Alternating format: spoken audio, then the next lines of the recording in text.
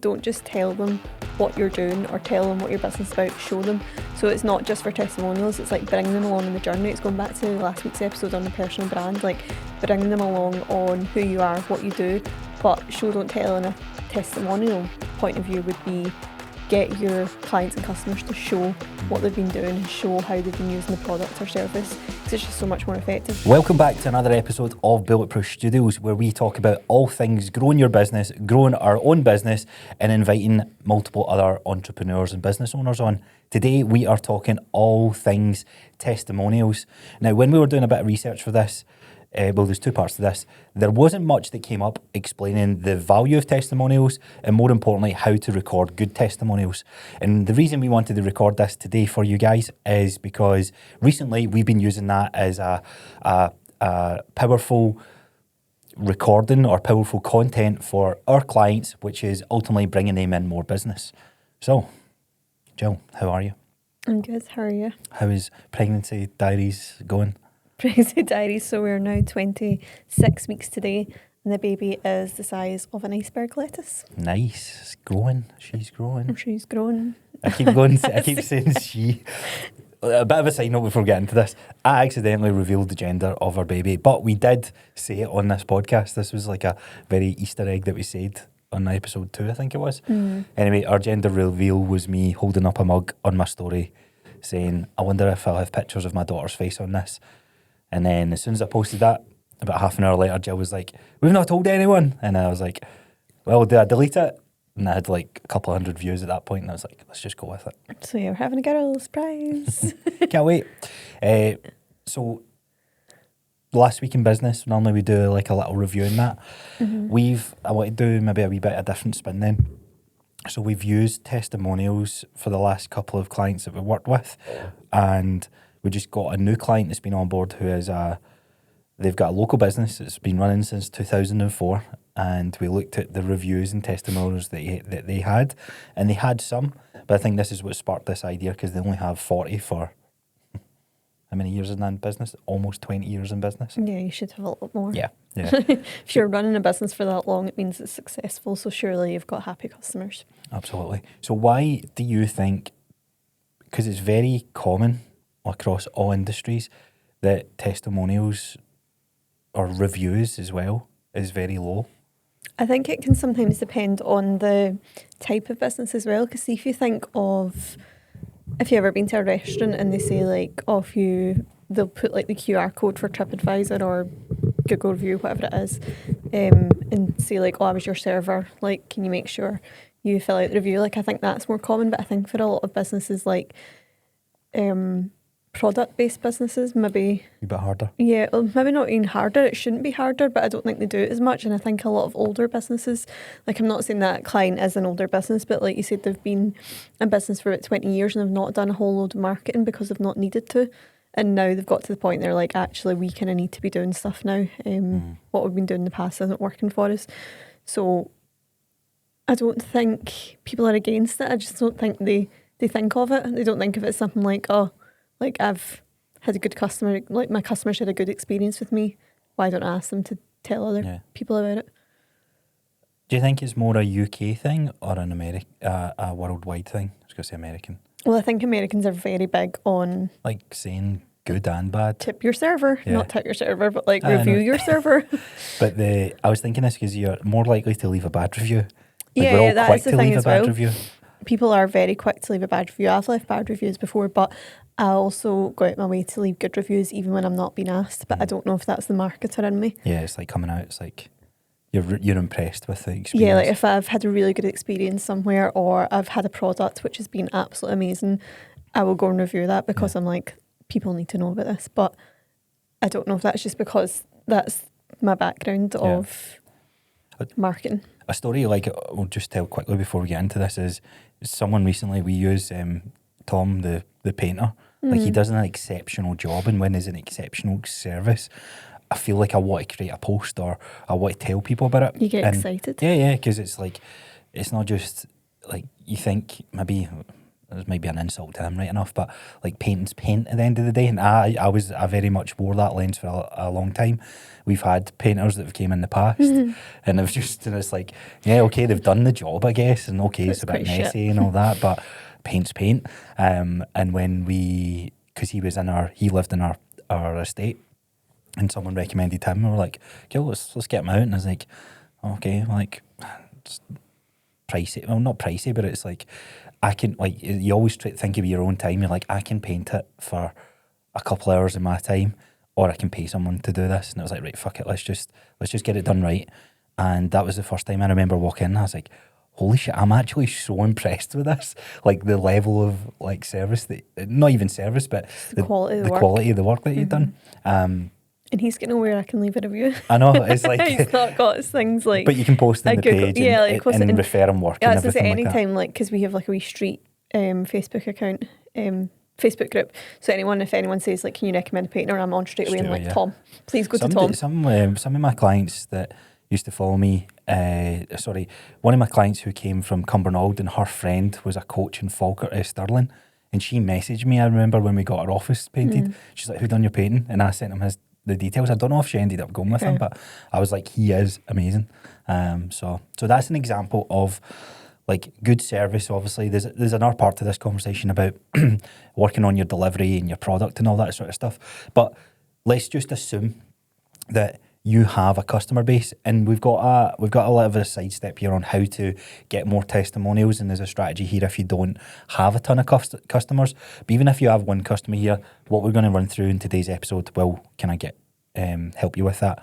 So first thing first is, I guess that touches on why they're needed. Would you add anything else into why? I think the why is just because people buy from experiences and other people's experiences. Like if you are looking at a service or a product that you haven't used before or you haven't been to before, a lot of the time you will look at reviews and testimonials. Like if you've got two options, if it's two products, let's say I'm trying to think of a product now. Let's say it's like a new MacBook, or like, that's a really shit example, but like two like computers or something like that, and you're trying to decide, right, they're the exact same price, they look exact same. What's the next thing you do? You look at reviews. Like that's your next thing. So it's like you're taking other people's opinion because they've used it, they've had experiences with it. They can tell you truthfully. They're not probably gonna lie unless it's bots, but we'll go into that shortly. But I think it's just, that is the whole reason, because you can shout about how good your business is. Like we'll say to the hilltops how good Bulletproof Studios is for content because it's our business and we want it to do well. So obviously we're going to say that, but we need other people to be saying that so they believe us and they trust in us. The example to pull on there is Amazon. How many people get to page 2 and page 3 when they're searching a product? Very rare. And reviews in the product sense also ranks higher. So I think for most of you guys that will tune into this, you have service-based businesses, or you maybe have a shop, or maybe not so product focused, but the products, if you're in that market, it's the bread and butter of your business, so you're probably more bought into that. So different types of reviews is probably worth starting with. Let's start there, because what's testimonials? Like testimonials as simply as just someone that is reviewing your service and explaining their experience, and they can be so powerful because it's not you talking about it where you have a bias, it's the customer that's explaining their experience, and by the customer explaining their experience, there is more people that is going to be able to fit into their shoes.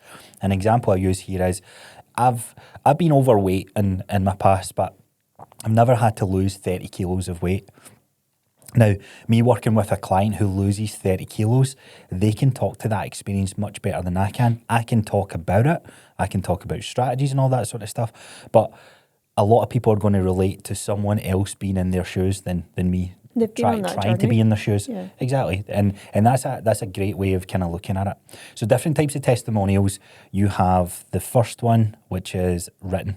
Written is actually still very common, but I don't feel it's as effective, which will come. Would you like to talk about each one of them first of all? No, I think let's just go through them. The first one? Yeah. So written, what's your views on written testimonials? I still think they're effective on certain platforms. So for example, Google reviews, that's a written review. They are super effective. TripAdvisor, super effective.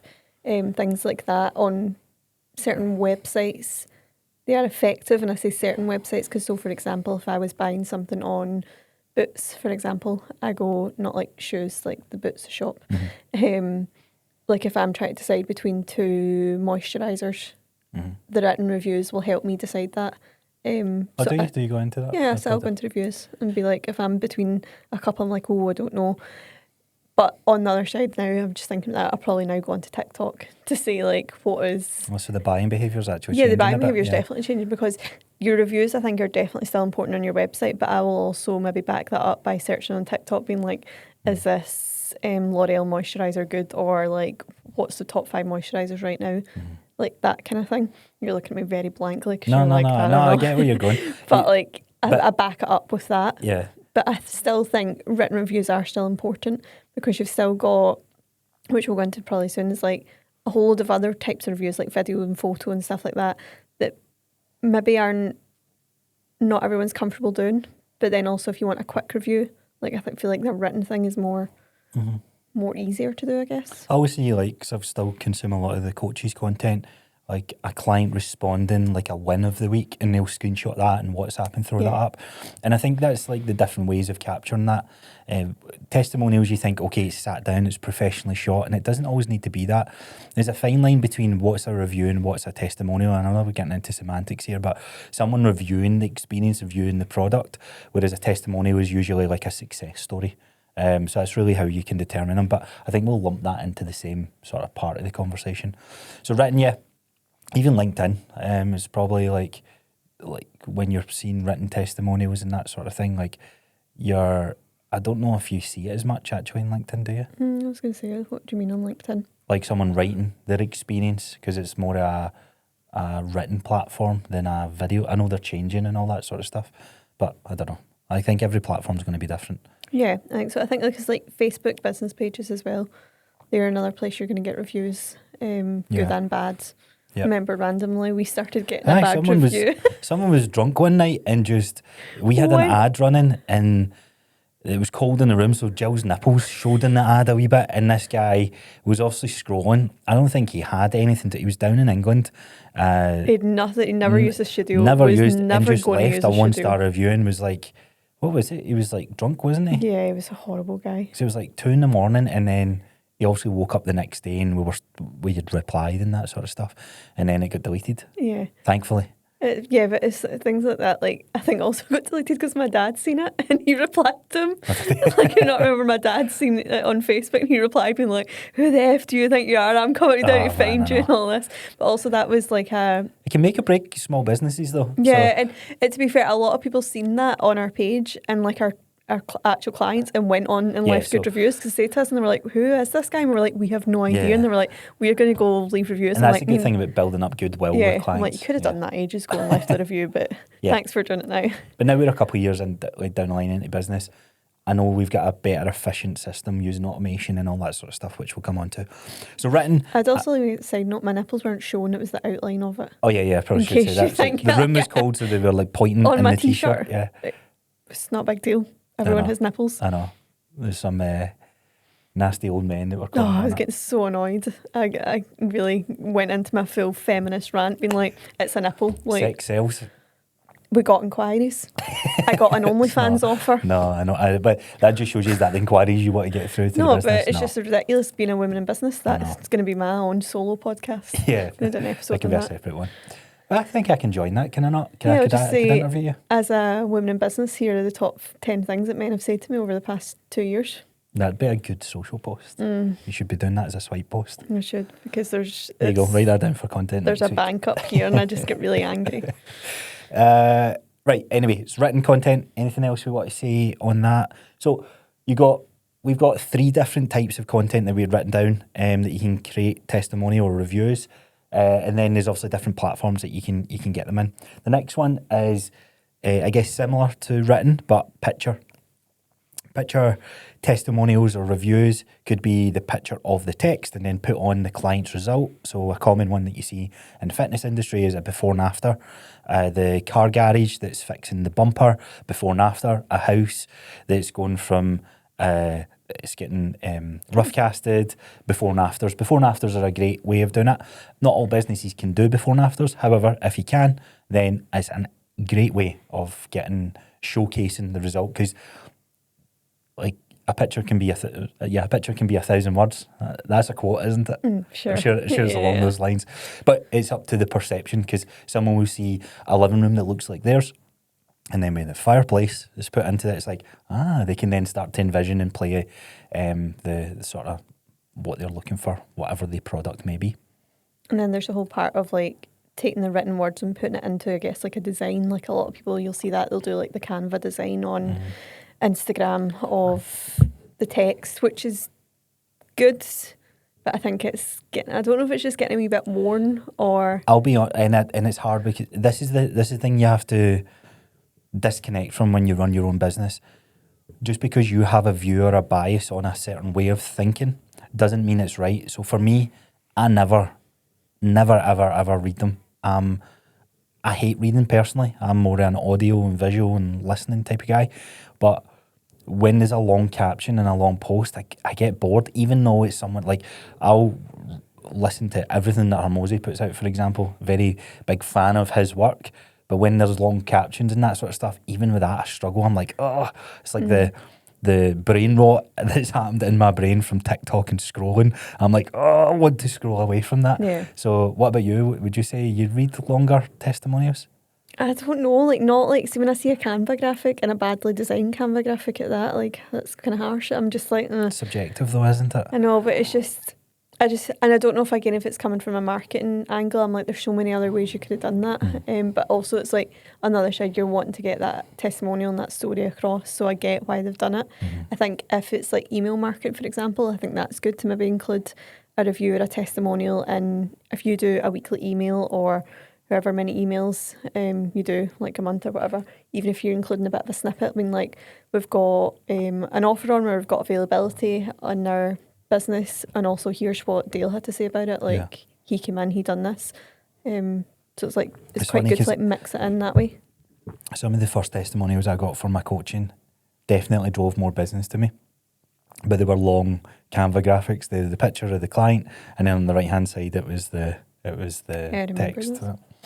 So I don't know. I think play about with it. I think it's all to do with the storytelling and how you set it up. I definitely think the way you tell the story is important, because you can ask your client or your customer for a review, and depending on the type of person they are, they might just give you one line saying, service was great at Bulletproof Studios, thanks. And it's like, cool, thanks, can't really do much with that.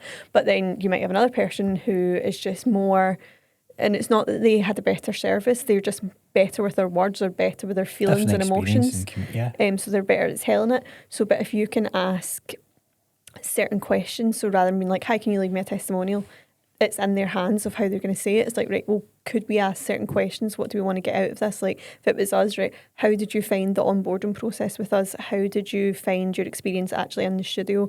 What results did you get as a result of using us? What outcomes did you get as a result of using us? The kind of thing, like structuring the questions so that then they've got more like questions to answer rather than just like freeballing it, because sometimes that can be a bit overwhelming.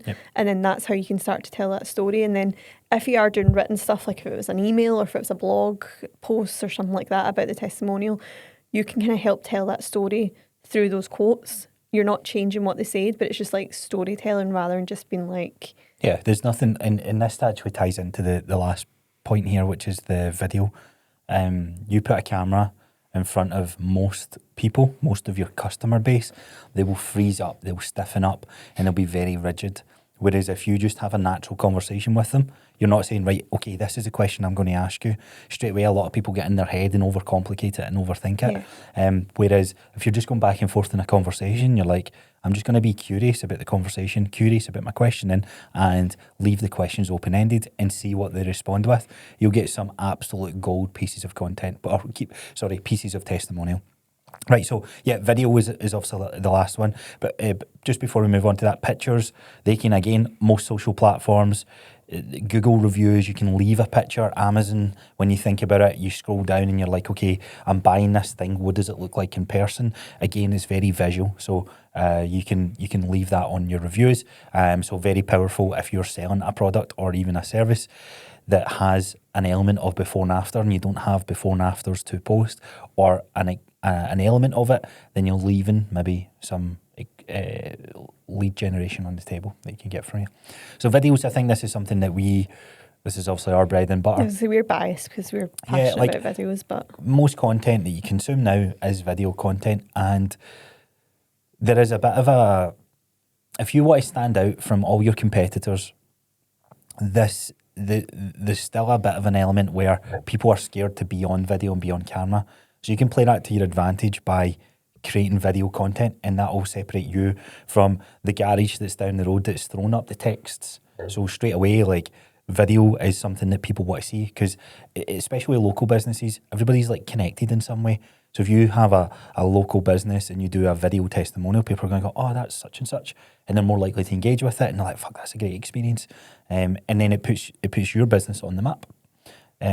Video content is good across all platforms, obviously. You can't leave a review video. Well, can you actually? On Google, I don't know. You can in Amazon, so I wonder if you can. It's probably something we should have checked. Yeah, I don't think you can on Google yet. Yeah. I don't think so. But creating a bank of video testimonial content is a great way for social content. So a lot of the time, I think we can all buy into the idea that social content is needed for the modern day website, the modern day consumption of our customer base, no matter what product that is that you're selling. Testimonial videos that pop up on your feed once a week, once every 2 weeks, whatever it is that you want to structure it as, there's no better way than sort of sitting down and doing like a video interview. I feel it doesn't need to be super sales forced, because a lot of the time, like, if you think a testimonial, it's like, yeah, you need to come into the studio and buy and stuff like that. Like, it's not, or the shop, the service, the business. I think there's ways to make it more conversational and all about the experience rather than being like sale. Like, a lot of the testimonials we've also took for our channel have been like accidental testimonials. Like, I remember Christian, when he used the studio, like, he was talking just with his client, and his client, the cameras were rolling, so like his client was asking like, oh, do you edit this? Who edits this? And he gave this like really good testimonial by accident, because he was like, oh no, like Dale and Gillian edit that, they get it back within 24 hours, they do this, do that, and like, they're great, it's really good. And it was like, that was such a natural testimonial. We chucked that up in our social, and like, and it's like, that when was people content. sit down, it's like, oh, this place is so cool. It's like, yeah, shout out to Bulletproof, and we just take it. Yeah, we just take it, like, obviously with permission, but like stuff like that, it's like organic testimonials almost. One of the best testimonials I'm seeing just now is in the wedding industry. Have you seen it? Where the videographer or the photographer has a Zoom call with the bride and groom once the pictures are edited. Oh, I haven't seen that. And it's so good. I only seen it yesterday, I think it was. And they have never seen their wedding pictures yet. Think of your reaction on your wedding pictures. You're buzzing, like that raw emotion that you feel. You can never get that again once you've sit down and you try and talk about it. So he sets up a Zoom call and he goes to present it. And there was this one where it's like, I don't know what it is with the mafia type looking. Oh yeah, like wedding style pictures. This was another one. Brian had his was very like mafia driven, which it must just be a theme.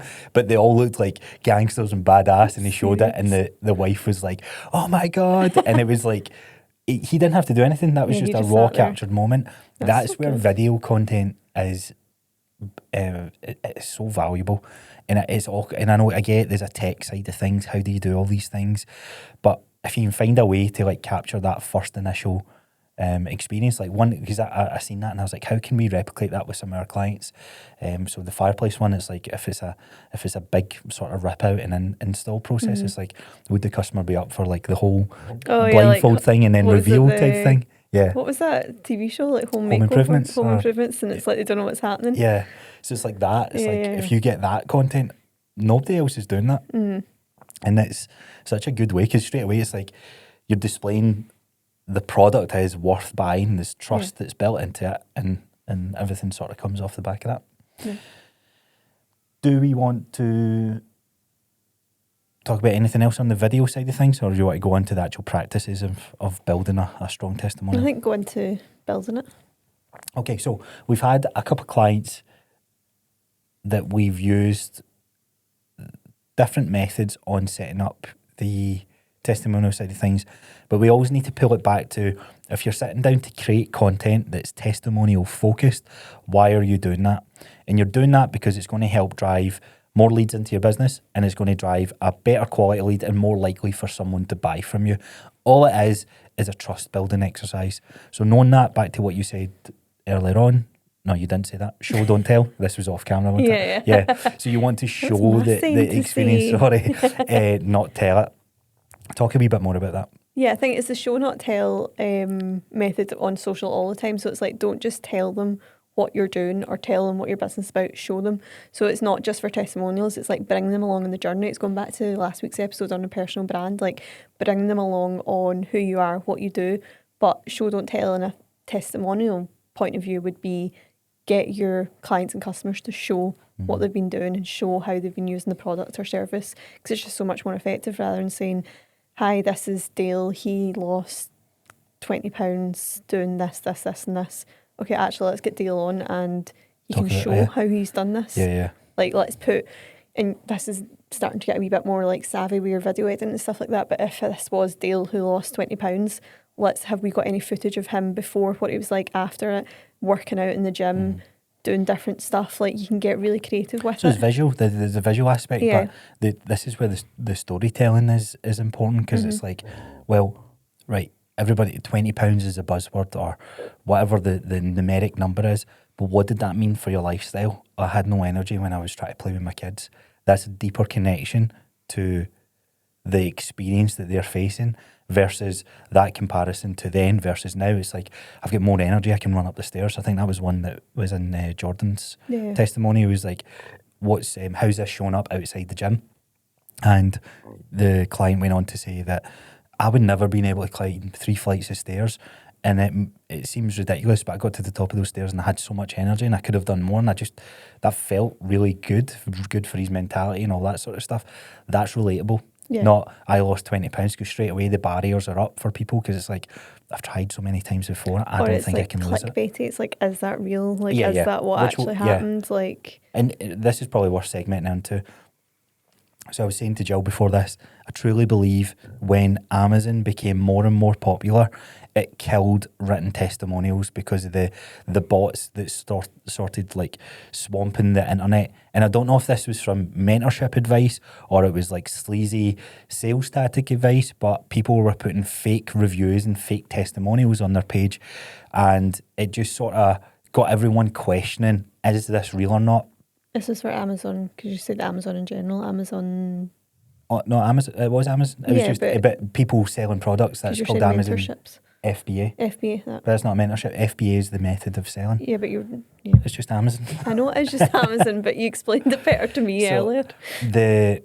That's one method. It happened in the coaching industry as well, which was absolutely mental. So even with visual testimonials of before and afters, people were blurring out faces and taking random images off the internet of like before and then after, a crazy transformational journey, posting it on their feed because they were getting a lot of inquiries off the back of that. But then some of these coaches got found out because they weren't great at delivering their service, their training program sucked, their coaching sucked, or more importantly, someone else was like, hang on a minute, that's me. How the hell have they used my transformation? Yeah. So absolutely wild. So this was, I mean, I don't think it happens in this as much now, but this was happening 2020 to 2022, I would say. There was like the height of this. People photoshopping stuff, people like really changing the enhancement of the before and after or the product to sell more.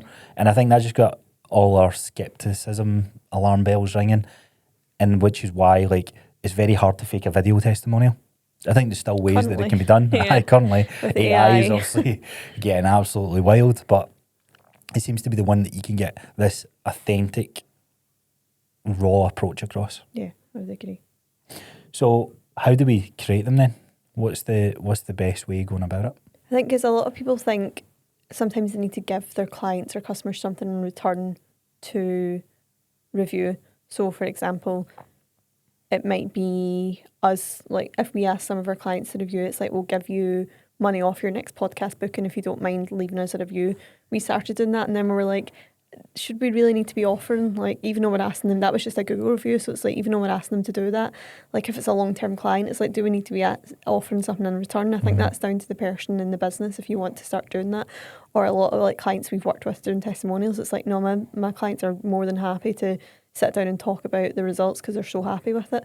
So I think if that, like, you don't need to feel like you're offering something. There's like the service-based or product-based companies, like restaurants, for example. It's like you might get entered into a competition, like the ones I'm thinking of pre-markets. Like if you leave a review, you might win a £100 gift card. I don't think anyone ever wins those. Do you think so? I don't think so. So it's an arse sleazy way then? Yeah. You calling out Primark? I've never won one. You calling out Primark? I've never left one.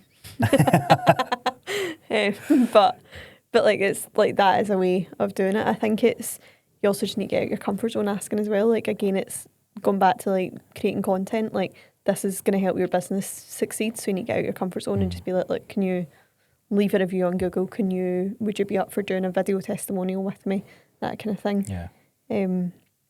I had this conversation with the fireplace business that we're taking on, and I was talking about how there's only 40 reviews. Like that would be strategy one in getting more people to feed back into the business.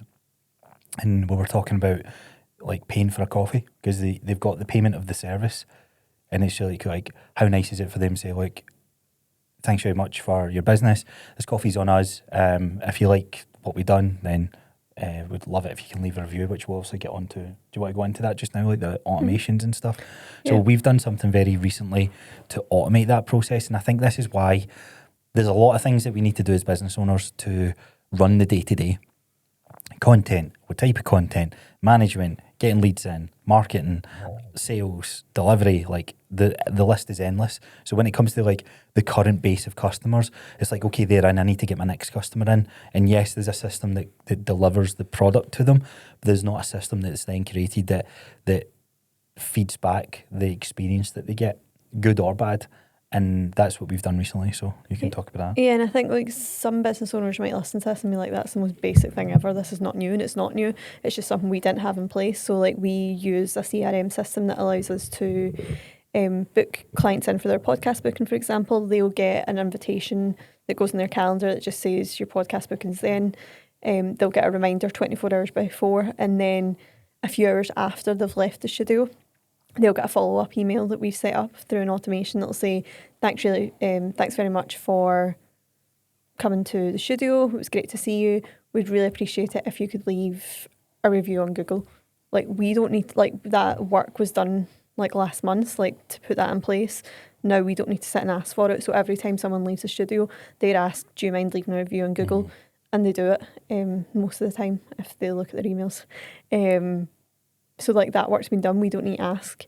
And then if there's ones, like, 'cause now that we're starting to build up our Google reviews, we're thinking of, right, we actually need some more like social media reviews that we can use in video and stuff like that. So we've got clients who are maybe longer term clients who've used block bookings or have been with us for like over a year, and we're like, we'd love it if you could maybe just get on camera and say like what your experience is like. And I think we're quite lucky in the sense that our customers or our clients, they're already on video. So don't get me wrong though, sometimes if you ask them, they're like, oh, this is because it's different, they're talking about something completely different. But like, we're obviously lucky in that term. But again, it's going back to structuring the questions, making it feel like a conversation rather than there's a camera pointing at you right now. What's your experience been? And the business owners looking back at them being like freezing, say something nice. Yeah. Like that kind of thing. That's the thing, like testimonials are all great for business, but I feel like even with the video stuff, it's like one word to sum up.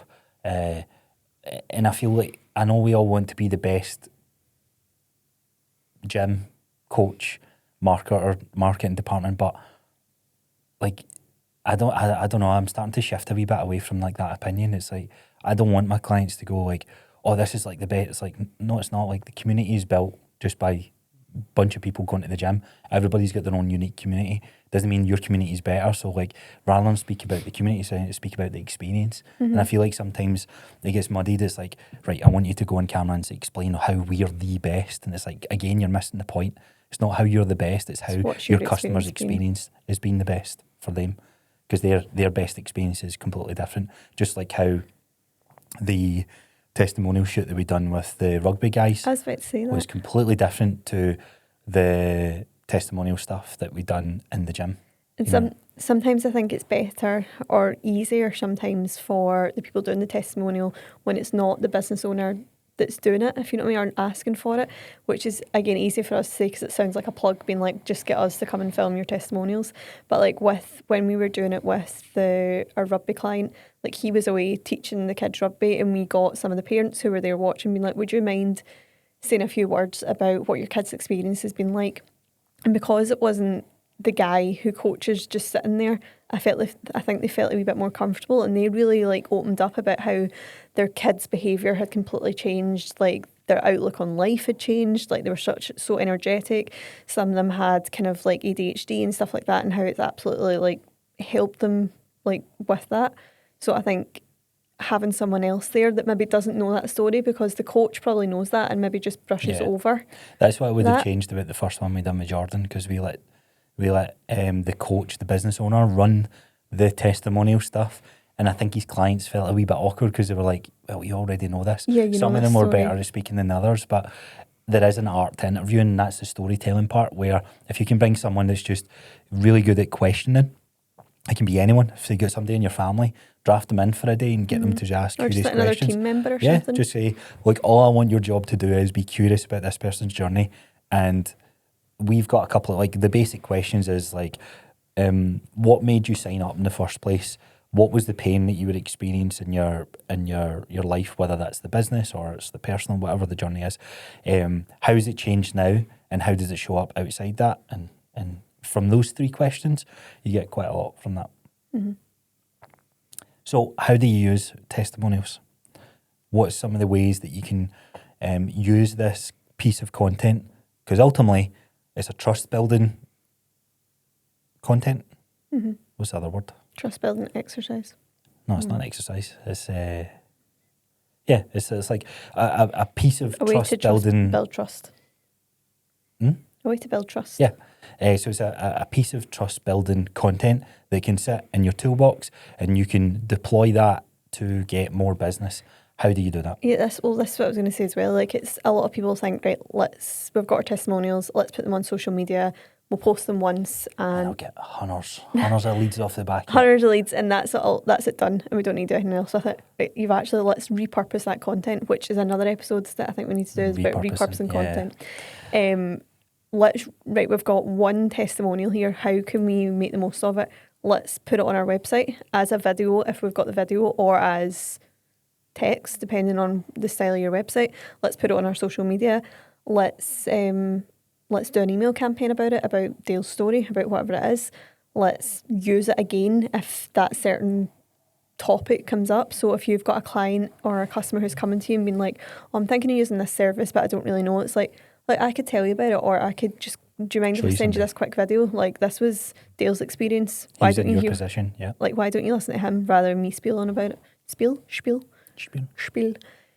Rather than me spiel on about it. And it kind of goes back to the very start of when we podcasted. We said you should have your core 4 episodes, and one of those core 4 episodes is testimonials. So you should have that just sitting on YouTube, so that it might not be something that gets tons of views, because people aren't going to be searching all the time about like testimonials, but it's something you can always send to future customers and clients in that way. It's such a powerful way to warm up someone who's never met you before to ready to buy from you. Mm-hmm. It's like so powerful. So the testimony, and that's why I like the podcast play with it, because it's, what do? You sit down and you just have a conversation with someone. You're just curious about the journey they had. Vanda, who's done, I think she started her podcast just to purely build the testimonial stuff, and that's all there now. And even though some of the episodes might come up to a year old, the experience that someone faces, it's like, how many times have people tried to lose weight? Like, that's the same conversation, more or less. Yes, there's new things that come into the market, but the process or the pain points still remain the same. So it's the same. Like, I think she had a client that was trying to lose weight through menopause and stuff like that. She's going to have so many other menopausal women clients, and it's like, this was so and so's journey. like, have a listen to this and see what you think, see if anything resonates with you.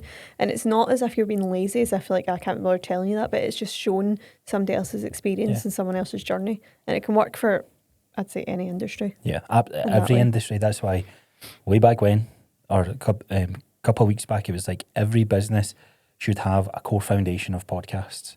And yes, you can record it yourself, you can use a studio, you can use us, but ultimately, once that's done, it's there, and it's all about driving new traffic to it. So you mentioned like repurposing it.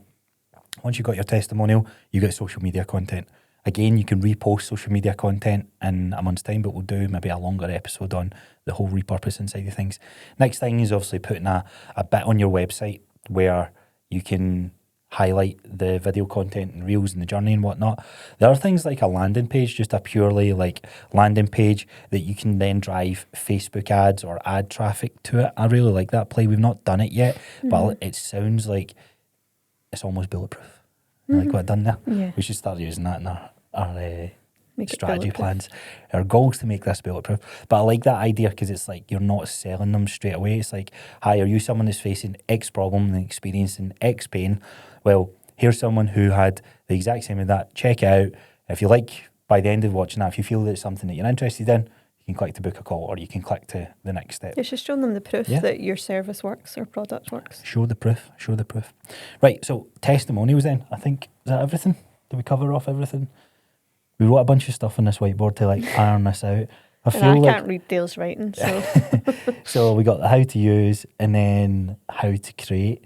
And one thing I'll say about creating testimonial stuff, it's a bit more so with the video format. You can, and I see this happening, I think sometimes this is better than, to an extent it is better than nothing, just getting your clients to pull up their phone and speak to their phone, because they might feel more comfortable doing that. The only thing we never actually touched on is like, why do businesses not do it? And there's a big segment of this that video content is hard to get people on camera. So what's some things you would do to help business owners overcome that? Get us in. Yeah, hire us. No, I think it's kind of going back to what we said, is like helping them structure the questions. So again, it's not just asking, hi, could you do a video testimonial? It's like asking them set questions on how's your experience been, what was it like before, what was your pain points, what's it like now that you've used our product or service. I think that's definitely like an easier way to do it, just structure the questions for them rather than leaving it all open-ended. Yeah, would be my advice with it. And I think just start off, like if you're a business who hasn't done any reviews whatsoever and you feel nervous about doing it, maybe start asking for written ones to start with. Yeah, I was going to do it like, wonder how this would work. Do I do like a quick strategy on how to get people to do a testimonial for you?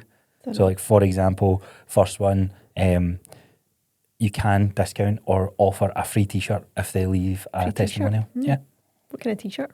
I was just thinking in the gym world. I've done that with my coaching t-shirts. I was like, I'll give you this if you can leave me a Facebook review on that and just show me the screenshot. So my favourite thing that I've ever been part of is the Boots review panel. So I used to work for Boots head office in Nottingham, and I got on their review panel, which is a very exclusive panel to be on. I managed to get on it as well. I got a deal on it as well. I got the Dior Sauvage before it became as popular. I got it as a test product, and I got the full 70ml bottle. I also got... You got loads. You got like YSL. YSL. And I truly believe I was the pioneer of that aftershave, because in Nottingham, I remember getting that and I sprayed it and I was like, oh man, this smells amazing. And everyone's like, where did you get that? And I was like, none of you can buy this yet because it's not fully released. It's just Boots doing a review panel. So basically what Boots do is they partner with like their brands, health and beauty brands that they sell, and they have like this panel of people. I think there's like a few thousand on it, but because I worked there I managed to get on it, and they send them the product, you try it, you review it, and that's how they build up their reviews. So sometimes before they launch, because a new product, a lot of businesses and products want a page full of reviews when they launch it so it's more successful, so they get them to do that. If you're getting your Dior aftershave, which is weird because I don't think if I was buying perfume or aftershave I'd look at a review. Makeup, health stuff, yes. Well, you want to know the smell of it. Yeah, but you're more likely to go in and smell it first before buying it. Yeah, I'll go in and smell it. Or you've smelled it from someone else. Look at a review. But anyway, that was my favourite of you think? Because I used to just get free products and made me feel like an influencer. Free is a play as well. Like we've done it. We've done it in the past where it's like, right, we've not shot a bunch of testimonial stuff. We obviously know we can do it. We know we're good at it, but we don't have any proof to do it. So what we then do is do it for free for people, and then we get that proof. So think about how you can trade off some of that time. Yeah, and there's other ways, like a lot of service-based companies do, is they mix it in with their content. So, for example, if you were a beautician and you needed more content, you could say to one of your regular clients, would you mind coming in for a couple of treatments to be a model? And you'll get your treatments for free or discounted, depending on what you want to do. And also, could you leave me, like, we'll do a wee video testimonial at the end. Like, you're ticking off so many boxes there. Yes, you're giving away a treatment potentially for free, but you're getting your content, you're getting your testimonials, which should then in turn get you that money back. So you're killing two birds with one stone. I like it. I honestly would leave a review for anyone that dangled the carrot of coffee for me. Yeah, it doesn't take much for Dale. Free coffee and so like it doesn't, like, you think outside the box with this. It's just like someone's going to give you their time to talk about your services. Was something that you'd be happy to do in return? Yeah, really and sometimes again, like we said, some just clients are more than happy to do it. Just depend, like especially a Google review. I feel like that's quick. Like they might not need anything, but if it's more taking time out their day to do video stuff and whatnot, they might want something in return. Right. I think we'll wrap it up there. So hopefully you've taken a lot away from that. If you've got any questions about testimonials or how to record them, or maybe you do something differently, honestly, please share that with us. Comment below this video. If you're watching on YouTube or Spotify, you'll see there's been a little guest sitting here in the background. Cooper has been snoozing away. So many times I've looked round at him and I just stared at him because he's so cute. Yeah, honestly, he's so cute. Jill says our pregnancy hormones has made her love for him even deeper. Like, I didn't know that was a thing. Like, I've always been obsessed with him, but just since I've been pregnant, I just look at him and I want to cry because I just love him so much. Like, he's so cute. I love him. Yeah. But one last thing I want to say before we do wrap up is, if you are a business and you're local to ourselves in Airdrie, maybe not even local, it's worth it. We're going to leave a little link to a form below. We're going to pick one business and film a free testimonial shoot for you, and we'll work around your schedule and all that sort of stuff. All you need to do is fill out your details on the link below this video, and if you meet the criteria, there'll be a couple of qualifying questions and whatnot. Then we will reach out to you and we'll try and line up a date. So if you're interested in that, let us know below. And yeah, if you are determined that you want to work with us and get us out to film your next testimonial shoot, again, you can inquire with us on the separate inquiry form below. And yeah, we'll wrap up there. Yeah, I hope you've enjoyed this episode, and I hope it's given you a lot of information, because if you just ask for money, you might get advice. But if you ask for advice, you get money twice. Mr. Worldwide. And that is my Pitbull quote for this week. Not going to lie, don't totally understand it, but... How do you not understand I get like asking for advice. No, I get like the second part of it. If you get ask for advice, you're more likely to get money twice because you've learned something and put that into practice. But if I ask for money, what do you mean I get advice? I'll probably just get told no. Right, bye. See ya.